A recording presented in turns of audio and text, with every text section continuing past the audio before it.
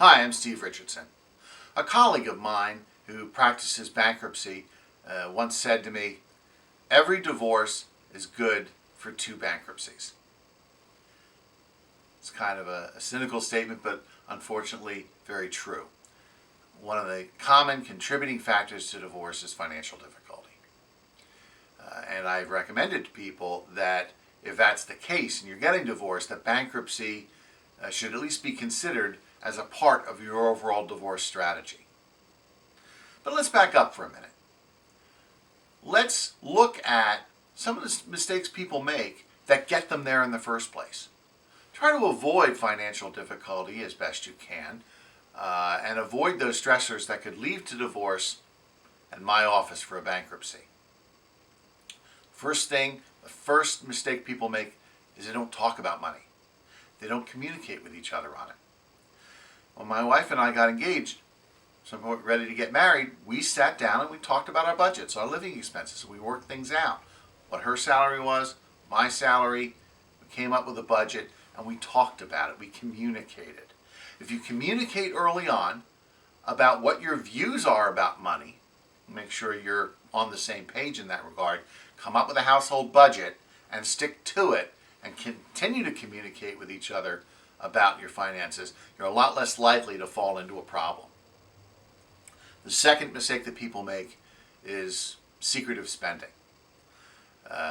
They may have their credit card, it's not a joint card, and they're spending money on that card, or the married couple maintains separate checking accounts, and they're paying bills separately out of those accounts, and again, basically not communicating with one another. So one of them is running up debt and the other one doesn't know about it.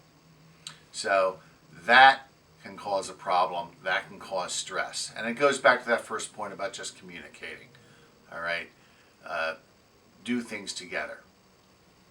And a corollary to that also is don't delegate your financial success. Don't leave it to the other person. Now, usually one person in the couple is what I call the treasurer. They're the ones that balance the checkbook, pay the bills, things like that. There's a designated person. But don't abdicate your responsibility to the treasurer and just let that go. Make sure you're still communicating on an ongoing basis on how things are going.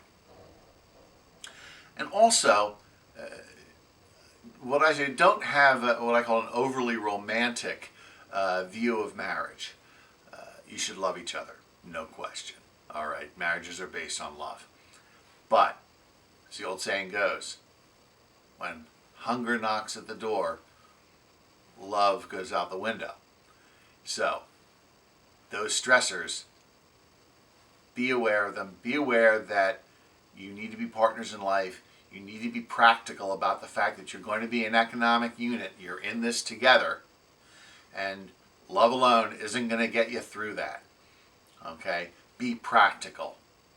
All right? Be pragmatic about your finances and plan it together. So with that kind of communication, that kind of planning, hopefully you'll stay together for many years and have a wonderful future together. And you'll never end up in a divorce attorney's office. You'll never end up in a bankruptcy attorney's office. And you'll have a happy life. And I certainly wish that for you.